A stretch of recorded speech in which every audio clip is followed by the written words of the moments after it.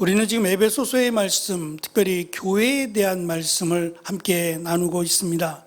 오늘 말씀은 세 절의 말씀을 우리가 읽었습니다. 17절, 18절, 19절 세 절을 읽었는데 이 세 절의 공통점이 일단 있습니다. 첫째는 전부 다 17절도 18절, 19절 모두가 다 기도합니다 라고 하는 내용이 등장한다는 점이에요. 사도 바울이 지금 에베소 교회를 위해서 사도 바울뿐만 아니라 함께 동역하는 동역자들 또한 에베소 교회를 위해서 기도하는데 그 기도하는 내용이 무엇인지를 밝히고 있어요. 이것이 중요하기 때문에 한 번 하고 말 것이 아니라 계속한다는 이야기이기도 하고 이것이 우리의 신앙생활에 있어서 굉장히 중요하다라는 것을 의도적으로 밝힙니다. 특별히 오늘 말씀 속에서 사람의 지식으로, 인간의 지식으로 배울 수 없는 하나님께 속한 하나님의 영역에 있는 비밀스러운 것입니다. 이것을 어떻게 알 수 있느냐에 대한 설명이기도 해서 우리가 신앙생활 하면서 뭐라고 설명할 수 없는, 그러니까 세상 사람들이 이해하기 어려운 일일 수도 있고요. 또 지식적으로 설명이 불가능한 일일 수도 있어요. 그 일들에 대해서 오늘은 말씀을 좀 드리려고 합니다. 한 주간 동안 우리가 이모저모 생활을 하면서 물론 기도했을 것이고 또 말씀을 살펴보셨을 겁니다. 그 가운데 하나님의 은혜가, 나와 함께 하신 그 하나님의 은혜가 혹시 있으셨다면 그 은혜가 이론적으로 내가 마치 그 국어 또는 수학처럼 이론적으로 펼쳐서 설명하기가 아마 쉽지 않을 겁니다. 또한 이것이 맞는가? 라고 하는 생각도 있을 겁니다.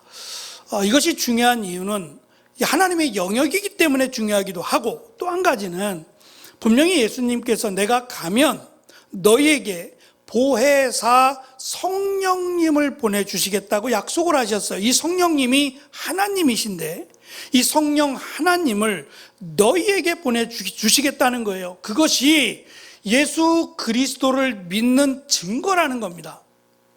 그래서 오늘 17절의 말씀을 보면 믿음을 통해, 믿음으로 말미암아 이 일이 시작이 돼요. 다시 말하면 하나님, 예수님께서 우리 안에 계시다라고 하는 이야기가 성령께서 우리 안에 계시다는 것과 똑같은 표현입니다. 성령께서 내 안에 계시다. 믿음을 통해서 예수 그리스도를 믿음으로 성령께서 내 안에 계셔야만 된다는 거예요. 그런데 이것을 어떻게 설명하겠느냐 말이에요. 내 안에 성령님이 계시다? 그러면 안 믿는 사람들은 그럴 겁니다. 보여달라고. 당신 안에 성령님이 계시다고 하는데 그 성령님을 보여달라고 말할 거예요. 답답하죠? 어떻게 보여줄 거예요? 내가 꺼내서 보여줄 수 없잖아요? 그러나 중요한 것은 하나님의 약속이에요. 천지를 창조하신 하나님의 약속이기 때문에 우리가 설명이 부족하더라도 그것이 불가능한 일은 아니에요. 그것도 성령 하나님이 한 분이시잖아요. 하나님이 한 분이신 것처럼 성령 하나님이 한 분이신데 그 한 분이신 성령 하나님이 제 안에도 계시고 여러분 안에도 계세요. 한 분이신데요. 그죠? 한 분이신 성령님이 제 안에도 계시고 여러분 각자 안에도 다 계시단 말이에요. 이게 인간적으로 보면 불가능합니다. 이론적으로도 설명하기 어렵습니다. 한 분이신데 그 한 분이신 성령 하나님이 각자 믿는 자들 안에 다 계시다는 거예요. 그런데 이것은 우리가 설명이 어렵더라도 하나님의 약속이라고 하는 점이 제일 중요합니다. 우리가 설명이 불가능하고 우리가 잘 이해하지 못할지라도 하나님의 약속입니다. 하나님이 그렇게 하시겠다고 약속을 해주셨어요. 내가 그것을 믿느냐가 중요합니다. 설명을 하느냐가 중요한 게 아니라 내 안에 계신 성령, 내가 예수 그리스도를 믿음으로 내 안에 성령님이 계시느냐, 내가 그걸 믿느냐가 제일 중요하다는 말이에요. 그래서 성령의 내주하심이 중요한 몇 가지의 이유가 있습니다. 첫째는 우리를 거룩한 성전으로 삼으시겠다 그랬어요. 성전이 되려면 우리가 성막에서도 본 것처럼 성막은 보잘것없어요. 그냥 가죽 이렇게 뒤집어 씌운 것처럼 시커멓고 보기에도 굉장히 초라해요. 너무 작습니다. 이스라엘 백성들의 숫자에 비하면 너무 작아요. 보잘것없어 보인단 말입니다. 그래서 다윗이 이스라엘 나라를 하나로 뭉친 다음에 가장 먼저 하고 싶었던 일이 성전을 짓는 일이에요.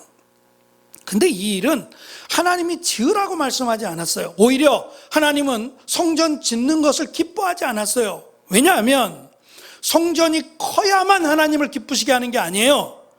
작아도, 성막처럼 작아도 하나님을 하나님으로 섬기면 하나님이 기뻐하셨어요. 크다 그래서 자부심이 있고 이렇게 크다라고 하는, 그러면 너희가 하나님께 이만큼 해드렸으니까 라고 할 거 아니냐. 하나님이 뭐가 아쉬워서 너희들에게 이런 것을 받아야 된단 말이냐 라고 하셨단 말이에요. 그러나 다윗은 순수한 마음도 있어요. 자기가 살고 있는 집, 자기가 거하는 왕궁에 비하면 성소라고 하는 성막이 너무 형편없으니까 하나님, 제가 그래도 하나님이 거하시는 곳인데 성전을 짓고 싶습니다 라고 말씀하셨고 허락해 주셨어요. 다만 다윗 때에는 전쟁이 많아서 내 손에 피가 가득하니 그 아들 솔로몬 때에 가서 성전을 짓게 하셨어요. 그러니까 성전이라고 하는 것은 크기가 중요한 게 아니라 이 성전에 하나님이 거하시나가 중요해요. 솔로몬 성전에 비하면 예수님 당시에 지었던 헤롯 성전, 헤롯이 지은 성전인데 이 예루살렘 성전은 훨씬 큽니다. 그런데 크기가 중요한 게 아니라 그곳에 기도하는 사람이 없고요, 또 하나님께 예배하는 사람이 없어요. 강도의 소굴이 되어버려서 돌 하나도 남지 않고 다 무너지리라고 말씀하실 만큼 성전은 크기가 중요한 게 아니라 하나님을 예배하는, 정말 하나님을 믿고 예배하는 것이 중요한데 우리 안에 성령이 임하심으로 성전이 되게 하시겠다는 거예요. 그래서 하나님의 성전이 되려면, 우리가 하나님의 성전이 되려면 반드시 우리 안에 성령이 임하셔야만 돼요. 그러니까 성령이 임하시지 않으면 성전이 될 수 없어요. 그러니까 성전이 되기 위해서는 반드시 우리 안에 성령이 임하셔야 되기 때문이고, 두 번째, 우리와 함께 하신다고 약속하셨는데 성령이 우리 안에 계시지 않으면 우리와 함께 하시는 것이 불가능해질 수도 있어요. 그래서 우리와 함께 하신다, 우리를 다스린다는 의미가 성령께서 우리 안에 임하셔야 이것이 가능해지기 때문에 성령이 임하셔야 됩니다. 세 번째는 우리가 사랑을 실천해야 되는데, 하나님의 사랑을 받았고 오늘 말씀에도 사랑을 실천하라 그랬어요. 그 사랑을 실천하려면 내 안에 성령이 계셔야 됩니다.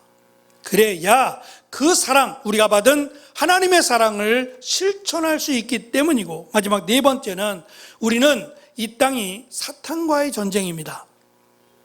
단순한 우리가 세상과 싸운다고 말하지만 그 싸움의 근원은 사탄이에요. 사탄은 어찌하든지 우리를 넘어뜨리려 할 것이고 우리를 하나님의 나라로 못 가게 만들어요. 그래서 바쁘게 한다든지 좌절하게 한다든지 다양한 방법들을 통해서 우리를 거꾸로 뜨리려고 해요. 하나님으로부터 우리를 끊어내려고 한단 말이에요. 그런데 성령님이 내 안에 계시면 끊어낼 수가 없어요. 성령님이 내 안에 계시면 우리는 하나님의 사람이고 하나님이 내 안에 계신 것과 같아서 끊어낼 수가 없어요. 그래서 반드시 우리 안에 성령님이 계셔야만 합니다. 그런데 그냥 계시기만 하면 되느냐? 그래서 사도 바울은 3번씩이나 기도한다고 말을 하고 있어요. 그 기도의 내용들을 살펴보면서 내 안에 계신 성령, 예수 그리스도를 믿으면 성령님이 임하게 돼 있어요. 이건 약속이기 때문에 내가 드러내 보여줄 수는 없지만 이 성령께서 나의 믿음을 위해서, 예수 그리스도를 믿는 이 믿음을 위해서 말할 수 없는 탄식으로 기도하신다고 했어요. 그만큼 우리에게 가장 중요한 것은 구원입니다. 예수님이 다시 오실 때까지 우리에게 가장 소중하고 중요한 것은 내 안에 계신 성령님, 그리고 구원입니다. 그래서 데살로니가 전서에서도 우리가 살펴보고 있는 말씀에서 성령을 소멸하게 하지 말라는 말씀이 있어요. 무슨 말이냐면 성령님의 인도하심을 거역하지 말라는 거예요. 나와 다르더라도, 내 뜻과 다르더라도 거역하지 말라라고 말씀하고 있어요. 그러니까 성령님의 인도하심을 따라야 되는데 어떻게 하면 성령의 인도하심을 따를 수 있느냐, 이 내용이 오늘 우리가 다루게 될 내용이란 말입니다. 첫째는 우리가 성령의 내주하심, 예수님을 믿음으로 내 안에 성령이 임하게 됩니다. 어떤 분들은 정말 내가 내 안에 성령이 임하셨는가 의심하는 분들도 적지 않아요. 드러내 보일 수 없으니까요. 뭐 어떻게 측정을 해볼 수 있는 방법이 별로 없잖아요. 그런데 가장 중요한 게 있어요. 내가 예수님을 믿느냐는 거예요. 그 예수님이 하나님이시고 그 예수님이 우리를 구원하기 위해 성령으로 잉태하여 이 땅에 오셨고 우리의 죄를 대신하여 십자가에 달려 죽으시고 부활하셨다라고 하는, 도저히 인간의 상식적으로는 이해할 수 없어요. 그런데 그것을 내가 믿느냐는 거예요. 믿으십니까? 믿으면 성령님이 임한 겁니다. 이게 아무리 지식적으로 뛰어나다고 해도 이해할 수 없어요. 우리가 하나님을 어떻게 알 수 있을까요? 하나님이 말씀하지 않으시면, 하나님이 가르쳐 주지 않으시면 하나님을 알 사람이 아무도 없다 그랬어요. 그 하나님이 지금 내 안에 성령님이 계시다고 말씀하시면서 믿음을 통하여 이 일이 이루어졌음을 말씀하셨어요. 내가 예수님을 믿는다면 그 예수님이 단순한 예수라고 하는 이름이 아니라 하나님이시고, 그리고 인간의 육신으로 거룩한 성령으로 잉태되어 오신 그 하나님이심을 믿고 나의 죄를 대신하여 죽으셨고 부활하심으로 다시 오실 분임을 믿는다면 내 안에 성령이 계신 거예요. 그렇지 않으면 내가 이걸 믿을 수가 없기 때문에 그렇습니다. 그래서 성령님이 내 안에 계시는 것은 똑똑해야 되는 게 아니에요. 우리가 웨스트민스터의 교리를 지금 다루고 있습니다만 어떻게 해야 하나님의 말씀을 알 수 있습니까? 물론 똑똑하면 도움이 돼요. 잘 이해하면 도움이 되긴 합니다. 그런데 똑똑하다 그래서, 지혜롭다 그래서 믿을 수 있는 건 아니에요. 그 믿는 것은 하나님의 은혜, 하나님의 택하심이라고 설명하고 있어요. 그러니까 내가 구원받은 것은 하나님의 택하심, 나를 선택하시고 하나님이 나를 부르셨기 때문이기도 해요. 그래서 우리가 받은 이 구원의 은혜를 소중하게 여기고 끝까지, 주님이 오실 때까지 이 구원을 이루라고 성경은 우리에게 강조합니다.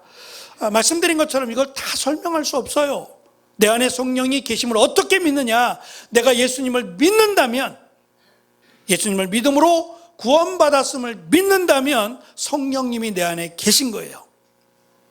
다만 설명하기 부족하더라도 중요한 것은 성령님이 내 안에 계시다는 사실이 중요합니다. 그래서 오늘 말씀해 보면 여러분의 마음 가운데 계시기를 기도합니다 라고 말합니다. 근데 중요한 것은 그냥 계시는 게 아니라 살아 계시기를 이렇게 말하고 있어요. 무슨 말이냐면 예전에 그 성경 공부할 때 사형리라고 있었어요. 사형리라고 하는 성경 공부 책이 있었는데 사형리 4가지예요. 4가지의 중요한 교리를 가르치겠다라고 하는 겁니다. 책자가 조그만데 그 책자에 이런 그림이 들어있어요. 가운데 의자가 있고 내 마음의 중심이에요. 그리고 그 가운데 잘 보이시나 모르겠는데 십자가는 밖에 나가 있고 그 가운데 중심에 내가 있어요. 내가 주인이에요. 내가 주인이고 십자가는 저 밖에 있어요. 그리고 그 연결된 동그라미 크고 작은 동그라미들이 어떤 것은 공부가 되기도 하고 어떤 것은 취업이 되기도 하고 돈이 되기도 하고 명예와 친구와 또는 취미가 되기도 합니다. 이런 다양한 것들이 나를 중심으로 이루어져 있어요. 그리고 십자가는 저 밖에 가 있어요. 이것이 예수님을 알지 못하는 세상 사람들의 모습이에요. 그런데 예수님을 믿으면 이제 내 중심에 십자가가 들어와 있어요. 그리고 십자가를 중심으로 모든 것들이 연결이 돼요. 십자가를 중심으로 모든 것이 연결이 되는 이것이 내 안에 성령님이 살아계시다라고 하는 증거예요. 다시 말하면 나의 주인은 내가 아니라 하나님이셔야라는 거예요. 성령님이 내 안에 주인이 되어주신다라고 하는 내용입니다. 이것을 위해서 우리는 어떻게 준비해야 되느냐? 저 동그라미들, 크고 작은 동그라미들이 내 안에 방이라고 한번 생각해 보세요. 이 방들이 때로는 밝히고 싶지 않은 방이 있어요. 내가 꼭 유지했으면 나만의 방이 있을 수 있어요.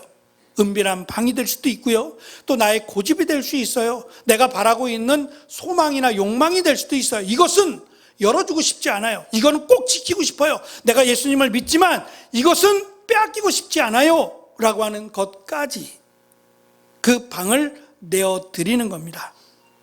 비밀의 방 없고 주님이 이 방도 주님이 다스려 달라고 고백하는 기도를 우리는 해야 됩니다. 주인이 내가 아니라 주인이 하나님이 되어주시기를, 예수님이 되어주시기를 기도해야 됩니다. 두 번째는 이 결정권을 맡기는 거예요. 내가 결정하는 게 아니라 주님이 결정하는 겁니다. 마치 내가 운전대를 잡고 예수님을 조수석에 태우고 다니는 것이 아니라 바꿔요. 주님이 운전하시고 내가 조수석에 있는 거예요. 주님이 인도하시는 대로 내가 따라가는 거예요. 그러려면 물어야 돼요. 주님, 제가 이렇게 할 계획이 있습니다. 이것을 준비하고 있습니다. 어떻게 하면 좋을까요? 주님이 인도해 주세요 라고 기도하는 거예요. 그러면 이것이 확 하고 드러나진 않더라도 하나님은 일하신다라고 말씀하고 있어요. 이루어 가시는 거예요. 이걸 믿는 사람들은 기도합니다. 이것을 믿고 이것을 체험한 사람들은 기도해요. 무엇을 하기 전에 하나님 이 일을 내려놓고 기도합니다. 하나님 도와주세요. 인도해 주세요라고 기도합니다. 이것이 내가 주인이 아니라 하나님께서, 성령께서 주인이 되실 때 가능한 모습이라고 할 수 있어요. 두 번째는 18절에 있는 내용인데 하나님께 그 사랑을 받았다는 거예요. 분명히 그 사랑을 받아서 구원을 받았다는 거예요. 우리의 공로로, 우리의 노력이나 수고로 구원받은 게 아니라 하나님의 사랑으로 구원을 받았어요. 정말 어쩌면 우리는 아무런 대가도 지불하지 않았어요. 돈 10원 한 장 내지 않았어요. 그럼에도 불구하고 구원이라고 하는 정말 무엇과도 바꿀 수 없는 은혜와 선물을 받았습니다. 그래서 비록 세상에서는 아무것도 갖지 않아도 우리는 하나님의 나라에 갑니다.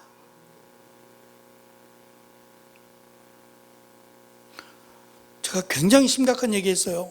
하나님의 나라에 갑니다. 지금은 안 가고 싶으세요? 나중에 가고 싶으세요? 지금이 너무 좋아서? 그런데 어쩌면 세상에서 연약한 자들, 세상에서 아무것도 기대할 수 없는 이들은 정말 하나님의 나라를 소망해요. 빨리 갔으면 좋겠다고 생각하고 정말 하나님의 나라가 너무너무 그립고 가기를 원해요. 그렇다고 세상을 포기하자는 말이 아닙니다. 포기하지 않더라도 우리의 소망은 하나님의 나라에 있어야 돼요. 이 세상의 것이 아니라 하나님의 나라가 우리의 소망이 되어야 되는데 그것이 하나님의 사랑으로 말미암아 이루어진 소망입니다.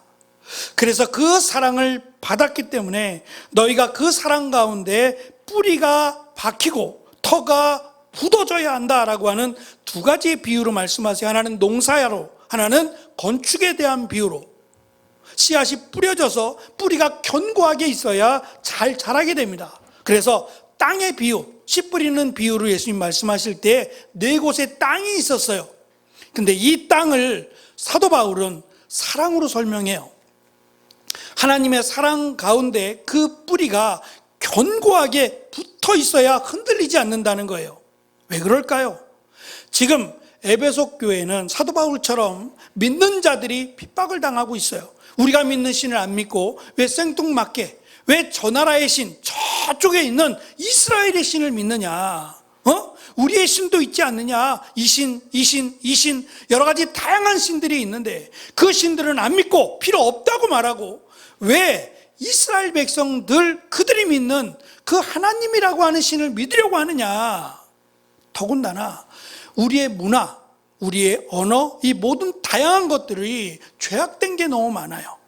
눈으로 보여지는 것, 생각하는 것, 말하는 것, 죄악된 것들이 너무 많아요. 근데 이런 것들이 다 잘못됐다고 말하고 심지어는 음행하지 말라고 말하고 죄를 짓지 말라고 말하는 너희들은 도대체 왜 그러냐라고 하며 그들을 따로 왕따를 시켰어요. 지금으로 말하자면 말입니다. 이렇게 어려움을 겪었어요. 단순히 왕따만 되는 것이 아니라 당시에는 물물교환이에요. 내가 가진 것을 팔고 필요한 것들을 사는 이러한 물물교환으로 농협 같은 그런 조합이 만들어졌는데 조합의 자격을 끊어버렸어요. 그러면 내가 모든 것을 자급자족해야 돼요. 얼마나 어렵겠어요. 이것만이에요. 애들 교육을 시켜야 되는데 너희들은 여기 들어올 수 없어 라고 하며 아이들이 교육받으러 갈 수 없게끔 했어요. 다양하게 그들의 혜택을 다 끊어버렸단 말입니다. 이런 어려움 가운데 그들이 받은 은혜, 이것을 지키려면 하나님의 사랑을 기억해야 된다는 거예요.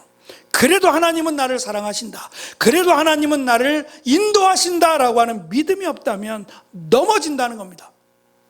매도 자꾸 맞으면 아파요.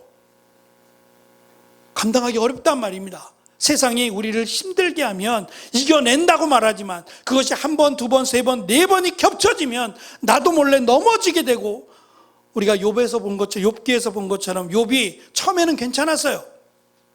주신 분도 하나님이시고 걷어가신 분도 하나님이십니다 라고 이야기했어요. 그럴듯해 보이지 않아요? 그런데 매를 자꾸 맞으니까 이제는 하나님, 나를 좀 걷어가세요. 나 못 견디겠어요. 그냥 나를 데려가세요. 아니, 내가 이 땅에 태어나지 않았으면 좋을 뻔했어요. 왜 나를 이 땅에 태어나게 했어요? 라고 하는 원망으로 이어지더라는 겁니다. 처음에는 괜찮았어요. 처음에는 견딜만 했단 말입니다. 시간이 지나면서 이제는 견딜 수가 없어요. 내 주변에 있는 모든 사람들이 하나님을 욕하고 죽으래요. 야, 네가 믿는 하나님은 이거밖에 안 돼? 하나님은 복이시라며, 하나님은 축복이시라며, 사랑이시라며. 근데 너를 보니까 안 되겠는데? 고난만 당하고 있고 어려움만 당하잖아 라고 하며 비난하는 이 비난을 견딜 수가 없어요. 그럴 때 우리가 욥기에서도 가르쳐 주는 것이 믿음을 붙들라는 거예요. 세상 소리 현혹되지 말고 하나님을 온전히 믿으라고, 그리고 기도하라고 가르쳐 주고 있어요. 저는 이것이 믿음이다, 신앙이다라고 말하고 싶어요. 하나님을 안다면, 하나님으로부터 내가 사랑을 받은 것을 믿는다면 어떠한 경우에도 하나님이 받은 사랑을 의심하지 말아야 돼요. 세상의 것을 잃어버릴 수 있어요. 건강을 잃어버릴 수 있고요. 그럴지라도 우리의 최종 목적은 하나님의 나라여야 됩니다. 이 땅에서 아무리 부귀영화를 누린들 하나님의 나라에 들어가지 못한다면, 지옥으로 간다면 이것은 정말 슬픈 일이 아닐 수 없어요. 그러나 우리는 믿음이 있기에 이 믿음이 단순히 이 세상에 속한 것이 아니라 하나님의 나라에 속한 것임을 우리는 믿습니다. 그래서 하나님의 나라를 소망하며 불평하지 않습니다. 원망하지 않습니다. 그것이 흔들리지 않는 것은 하나님의 사랑이 우리 가운데 있기 때문이라는 거예요. 그 사랑에서 흔들리지 말라라고 말합니다. 그리고 건축물에 비유해서 말합니다. 지금처럼 집을 지을 때 땅을 파고 땅을 깊게 파가지고 짓는 게 아니었어요. 그냥 땅 위에다가 집을 짓는 거예요. 그러면 어떻게 지어야 돼요? 일단 기둥을 튼튼한 걸 세워야 돼요. 바람이나 조그만한 지진에도 흔들리지 않을 기둥을 세워야 됩니다. 그리고 힘들더라도, 시간이 걸리더라도 튼튼하게 세워야 돼요. 아주 기초가 튼튼해야 웬만한 어려움에도 무너지지 않습니다. 무너지면 생명이 위험하죠. 나만 그럴까요? 그 안에 사는 모든 사람이 다 위험하죠. 마찬가지입니다. 하나님의 사랑이 없다면 우리의 믿음은 흔들릴 수밖에 없다는 겁니다. 하나님의 사랑이 없다면 우리는 세상 속에서 내가 견딜 만큼만 견디게 돼요. 그래서 하나님의 사랑을 확실하게 붙잡아라. 그리고 이어지는 말씀이 그 사랑을 실천하라는 거예요. 내가 받은 사랑, 하나님의 그 크고 위대하신 사랑을 실천해야 된다라고 말합니다. 그래서 뿌리가 이 땅으로부터 영양분을 흡수해야 돼요. 흙으로부터 영양분을 흡수해야 뿌리가 깊게 뿌리를 내릴 수 있을 뿐만 아니라, 뿌리만 깊은 게 아니라 열매가 맺힐 수 있어요. 그래서 땅의 토양으로부터 좋은 영양분을 받아들이는 것처럼 우리가 영양분을 받았어요. 그래서 하나님의 사랑을 받았습니다. 뿌리가 견고해요. 그러면 뿌리만 견고한 게 아니라 견고한 뿌리는 열매를 맺어야 돼요. 그 열매를 따줄 수 있도록, 다른 사람에게 나누어 줄 수 있도록 우리의 사랑을 전하라는 거예요. 나누어 줘야 우리의 사랑이 더 견고해진다라는 것을 강조합니다.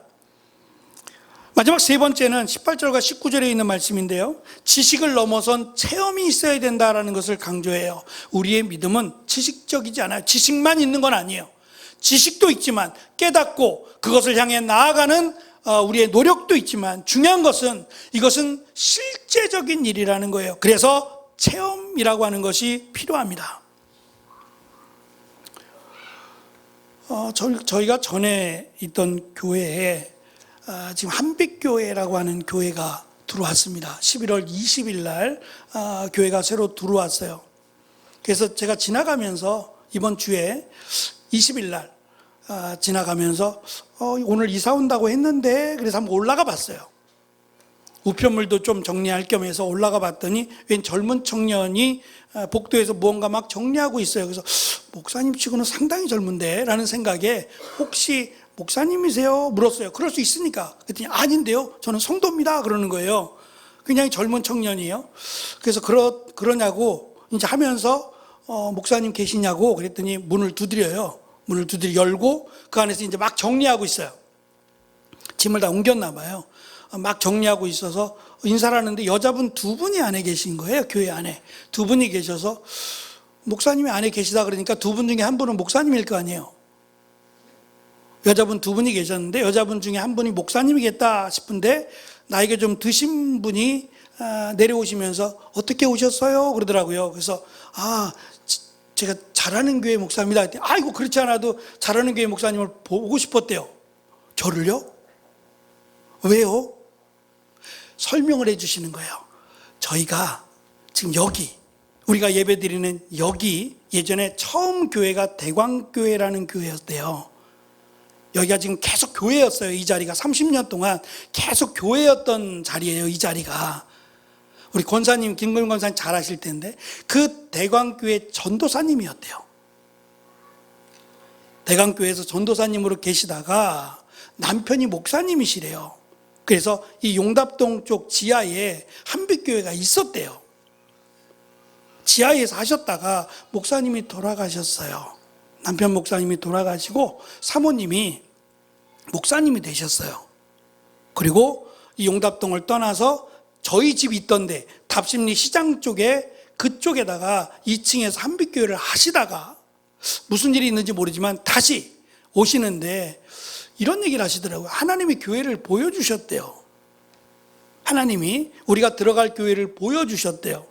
그래서 지금 잘하는 교회가 아니지.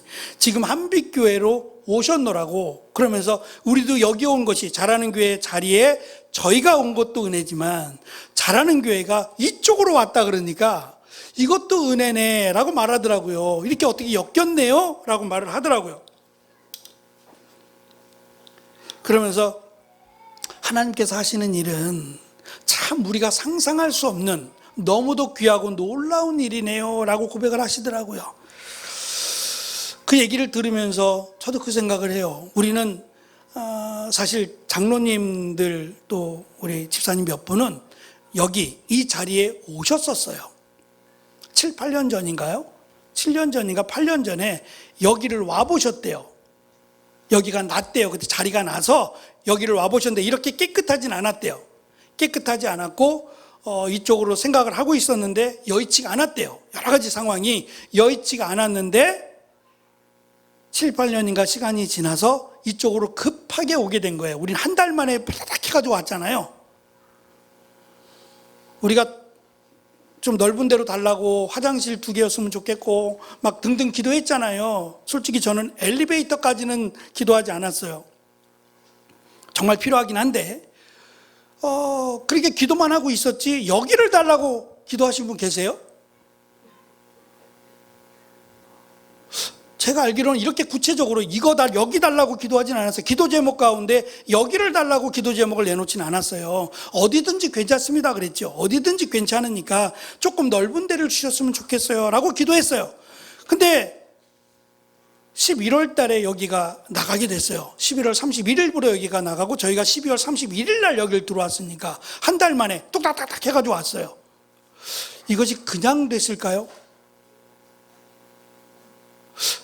아마도 기도하시는 분들은 아실 거예요. 하나님이 그냥 이루어진 것이 아니다라는 거, 기도해서 하나님이 가장 선하게 이루어 주셨다는 걸 우리는 믿습니다. 그렇다면 교회뿐만 아니라 우리가 지금 기도하고 있는 기도, 이것이 그냥 허공에 뿌려지는 소리가 아닐 거라는 점이에요. 분명히 하나님이 기도를 통해서 역사하신다는 거예요. 그때와 시기는 하나님이 정하시겠지만 때로는 하나님께서 급하게 몰아가실 때도, 조금은 여유 있게 몰아가실 때도 있지만, 중요한 것은 하나님이 기도하라고 말씀하신 것은 들어주시겠다라는 의미와 같다는 거예요. 그래서 우리가 하나님의 넓이, 하나님의 깊이, 또 하나님의 높이, 하나님의 길이를 알 수 없다. 중요한 것은 하나님이 우리를 죽기까지 사랑하신다는 건 분명하다는 거예요. 그 하나님의 사랑을 믿는다면 분명히 하나님은 우리의 기도를 들으실 것이고, 또 우리 가운데 하나님의 일을 행하실 것이다. 지금은 막막해 보인다, 지금은 답답해 보이고 아무것도 답이 보이지 않는다라고 할지라도 하나님이 우리에게 허락하신 그 사랑을 믿는다면, 그리고 그 사랑으로 내 안에 계신 성령님을 믿는다면 우리의 기도가 헛되지 않는다. 우리의 기도를 통해서 하나님은 반드시 역사하시고 우리는 체험하게 될 것이다 라고 하는 것을 3번에 걸쳐서 사도 바울은 기도합니다, 기도합니다, 기도합니다 라고 간구하고 있다는 점이에요. 이것이 사도 바울이 기도하니까 너희들은 기도하지 않아도 돼 라고 하는 의미는 아닐 거예요. 우리가 너희들을 위해서 기도하고 있으니 너희들은 더 열심히 기도라는 의미가 아닐까요? 저는 이것이 답이라고 생각해요. 우리가 어떻게 문제를 해결할 수 있을까요? 내가 해결할 수 없는 문제가 너무 많아요. 자녀에 대한 문제도 그렇고요, 나에 대한 문제도 그래요. 해결할 수 없는 문제가 너무 많습니다. 그러면 어떻게 해야 돼요? 우리는 그 답을 오늘 주신다는 거예요. 기도하라는 겁니다. 내 안에 계신 성령께서, 내 안에 계신 예수님께서 기도를 들으시겠다는 것이고, 그 기도를 통해서 역사하시겠다는 것을 말씀하고 있어요. 그리고 특별히 나만 기도하는 게 아니라 나를 위해 기도하는 사람들이 있어요. 여러분 아실지 모르지만 여러분의 기도 제목들, 우리가 연말 12월 31일이 되면 12월 달에 저희가 페이퍼 한 장씩 드리죠. 2026년의 기도 제목이라고 해서 개인의 기도 제목, 가정의 기도 제목, 이렇게 페이퍼를 드리고 여러분들이 써갖고 오세요. 그걸 다 정리해서 저기 방에 가보면 중보기도실에 여러분의 기도가 다 비치돼 있어요. 다 정리가 돼 있어요. 추가된 것들은 추가된 거대로 여러분들의 새로운 기도 제목들이 다 적혀 있어요. 왜요? 기도하시는 분들이 있어요. 그거 붙들고 매일같이 기도하시는 분들이 있어요. 내 기도가 아닌데도 말입니다. 여러분을 위한 기도, 성도들을 위한 기도를 매일같이 교회가 쉬지 않고 기도합니다. 제가 이 말씀 드리는 것은 교회가 기도하니까, 우리 전사님들이, 성도님들이 기도하니까 라고 하는 게 아니라 나도 기도하자는 겁니다. 나도 기도하고 나를 위해서뿐만 아니라 우리 주보에 나와 있는 대로 연약하신 분들을 위해서 함께 기도하자는 거예요. 하나님이 역사하시겠다는 겁니다. 이 역사하심을 믿음으로 힘있게 믿음의 길을 걸어가고, 특별히 내 안에 계신 성령께서 계시다, 살아 계시다 라고 하는 것뿐만 아니라 나를 도우신다, 나와 함께 하신다 라고 하는 체험적인 신앙을 갖는 우리 모두가 되시기를 축원합니다.